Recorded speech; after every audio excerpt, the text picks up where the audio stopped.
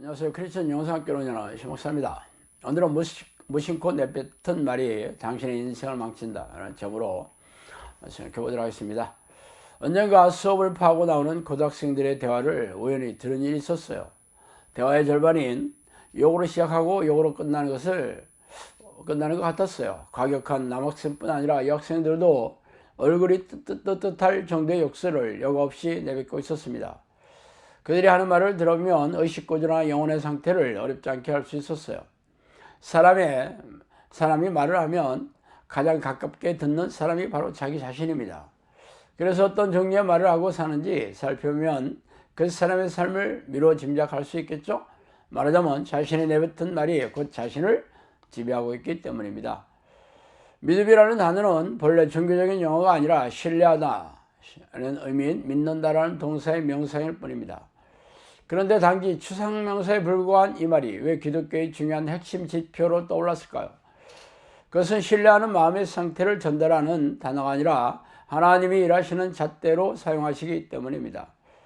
말하자면 사람들이 믿음이라는 단어를 사용할 때 종교적인 색채가 없다면 여러 추상명사 중에 하나에 불과하지만 기독교에서 말하는 믿음이라는 말은 그 대상이 하나님으로 한정되죠. 즉 하나님을 믿는 것은 하나님께서 응답해 주실 것을 믿는다는 뜻으로 적용되기에 전지전능하신 하나님의 능력을 불러오는 놀라운 위력의 어휘로 탈바꿈한 것입니다.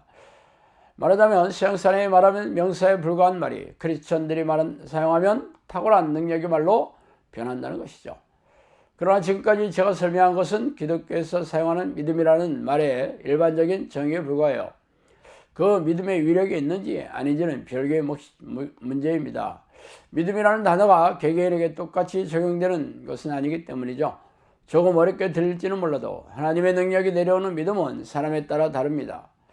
그래서 아주 소수의 사람들을 제외한 대부분의 크리스천들이 믿음이 무기력하고 무능한 이유입니다. 말하자면 아브라함이 가진 믿음과 당신이 가진 믿음의 위력은 엄청난 차이가 있지 않아요? 아브라함이 가진 믿음은 하나님의 믿음의 조상으로 호칭을 붙여줄 정도로 탁월했지만 당신의 믿음은 보잘것없기에 아무런 힘도 없는 이유입니다. 그렇다면 왜 이런 현상이 일어났을까요? 아브라함의 탁월한 믿음을 지녔는데 왜 나는 찌질한 믿음에서 벗어나지 못하고 있습니까? 사람들은 기도가 부족하기 때문이라고 생각할 터이고 많은 목회자들은 진단도 여기에서 크게 벗어나지 않을 것입니다. 그래서 믿음을 성장시키기 위해 그들이 요구하는 것은 무엇입니까? 희생적인 신앙행위와 종교적인 의식에 박차를 가하라는 답변이 되돌아올 것이에요. 그렇다면 그게 성경적인 솔루션입니까? 제가 지금까지 일관적으로 말씀드려왔듯이 믿음이 내려오는 통로가 기도와 말씀이라는 것쯤은 잘 알고 계실 것입니다.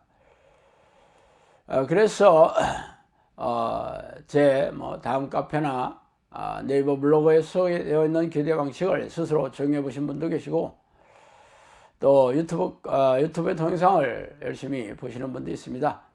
예전에 어떤 사람들은 영상학교에 전화를 걸어 개인적인 코칭을 요구한 사람들이 적지 않았어요. 개인 코칭을 만난 사람은 혼자 하는 사람에 비해 좀 소홀할지는 몰라도 기도는 스스로 하는 행위라서 넉넉지 않은 벽을 실감하셨을 것입니다. 그러나 기도하기만 열심히 하면 믿음이 저절로 내려오는 것이 아니라 믿음을 지킨다는 게 보통 어려운 일이 아니라는 것을 알게 되겠을 것입니다. 기도는 성경에서 하나님이 약속하신 말씀을 붙잡고 그대로 이루어달라고 하는 행위입니다. 그런데 그러한 믿음이 들어오기도 힘들고 설령 들어와도 어느샌가 사라지고 마는 딜레마에 빠집니다. 왜 그런 일이 생기냐면 믿음을 빼앗으려는 악한 영들의 집요한 공격 때문이에요. 이것을 알지 못하면 탁월한 능력이 내려오는 믿음은 꿈도 꾸지 않는 게 좋을 것입니다. 그러한 일은 결코 일어나지 않기 때문이죠. 믿음으로 얻는 기도는 성령이 내주하는 기도를 하는 데 있습니다. 성령이 내 안에 들어오시면 자연스럽게 믿음이 쌓이게 됩니다. 그러므로 악한 영들은 성령이 내주하는 기도를 시작하면 집요하게 기도를 방해하는 공격이 시작되는 것입니다. 그들의 목적은 기도를 못하게 하는 것에 초점을 맞추고 있어요. 잡념이 들어와 기도를 방해하든지 기도를 못하게 하는 환경을 조성하든지 영향력을 끼치는 사람들인 직장 상사나 식구들을 통해 기도를 못하게 하든지 그 공격을 다양하게 하고 있죠. 그 중에서 가장 많이 공격하는 것이 바로 생각을 통해 기도를 못하게 하는 것입니다. 그러나 악령들은 기도를 못하게 하는 것이 전부가 아닙니다. 믿음을 지키지 못하게 하는 것에도 어김없이 공격해요. 그들은 성경에서 말씀하신 하나님의 약속을 믿지 못하는 부정적인 생각을 넣어주죠.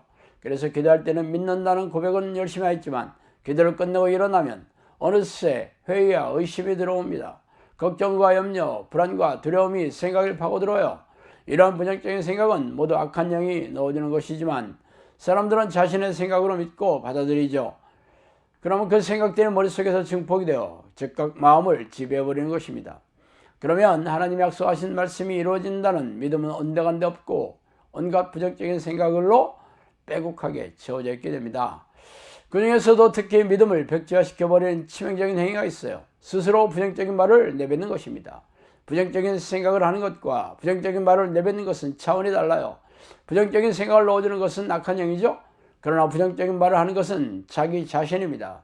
부정적인 말을 하는 행위는 스스로 부정적인 생각을 받아들이고 인정한다는 뜻이죠. 기도를 하며 부정적인 생각들이 들어와도 성령께서 제거해 주시고 물리쳐 주시기도 합니다.